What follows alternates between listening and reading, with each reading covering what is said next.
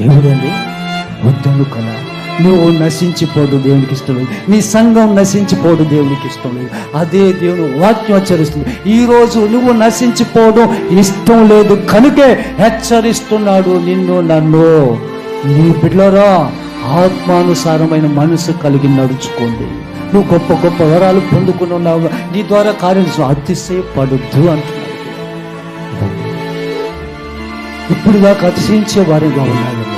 ఇప్పుడైనా లోబడి నడుచుకుంటే మనం ఎలా నడిపించబడ్డా. ఇన్ని రోజుల దాకా ఇప్పుడు దాకా నేను దేవుని ఆత్మచేత నడిపించబడుతున్నాను అనుకుంటున్నాను. కరెక్టే, నిజముగా ఇప్పుడు వాక్యం అనే అర్థంలో చూసుకున్నావు. నీవు నేను దేవుని ఆత్మచేత నడిపించబడుతున్నావు. బిడ్డలారా, ఏమిటి నడిపించబడుతున్నావా? దేవుని ఆత్మచేత నడిపించబడితే మనలో ఏ సుగుణాలు ఉంటాయి? ఆత్మ ఫలాలు. ఎప్పుడు చదువు నాన్న తల్లి ముగించుకున్నాను. ఆత్మానుసారమైన ఫలము ఫస్ట్ ఏది? ప్రేమ.